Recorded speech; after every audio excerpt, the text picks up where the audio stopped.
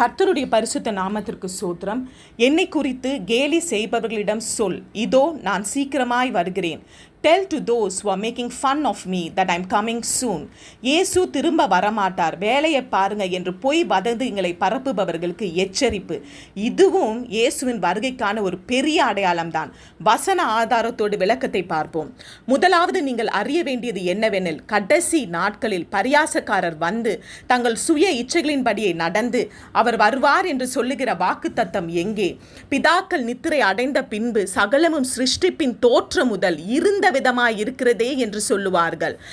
2 பேதுரு 3வது அதிகாரம் வசனம் 3-4.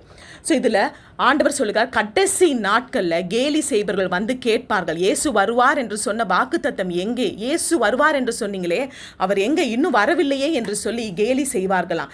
இன்றைக்கும் கூட அநேகர் வந்து இயேசு வருவார், வரமாட்டார் என்று சொல்லி கேலி செய்கிறார்கள். அவர்கள் கண்களுக்கு முன்பதாக இயேசு வருவார். அவர்கள் நெஞ்சை அடைத்து அழுது புலம்புவார்கள் இயேசுடைய வருகையை பார்க்கும் பொழுது. இயேசுடைய பிறப்பு, இயேசு என்பவருடைய வாழ்வு அது வந்து நிச்சயம். ஏன்னா இயேசுவுக்கு, கிறிஸ்துவுக்கு பின், கிறிஸ்துவுக்கு முன் என்று காலங்கள் பிரிக்கப்பட்டுள்ளது. இயேசுவின் பிறப்பாக இருக்கலாம், இயேசுவின் ஊழியமாக இருக்கலாம், அவர் கழுதையின் மேல் வலம் வந்ததாக இருக்கலாம், இல்லை இயேசுவின் மரணம், இயேசுவின் உயிர்த்தெழுதல், சகலமும் பைபிளில் முன்னறிவிக்கப்பட்டு நிறைவேறினது. அதே போல இப்போ ஒரு சிப்பு பொருத்தப்பட்டு நாம் எல்லாம் கண்காணிக்கப்படுகிற விஷயத்தை கூட பைபிளில் எழுதப்பட்டிருக்கிறது. அதுதான் இப்போ நிறைவேற போகிறது. ஸோ நம்மளுடைய இயேசு ஜீவனுள்ள தெய்வம்.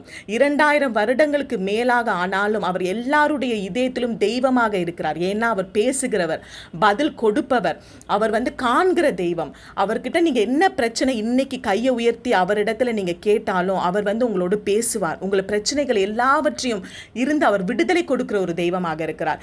இதே இயேசு நிச்சயமாக வருவார். ஏன்னா அது என்னெல்லாம் பைபிள் எழுதியிருக்கிறதோ அது எல்லாமே இன்னைக்கு நிறைவேறி கொண்டிருக்கிறது. அதே மாதிரி இயேசுவின் வருகையும் நிறைவேறும். ஆமீன், அல்லேலூயா. துதி, கன, மகிமை அனைத்தும் இயேசு ஒருவருக்கே.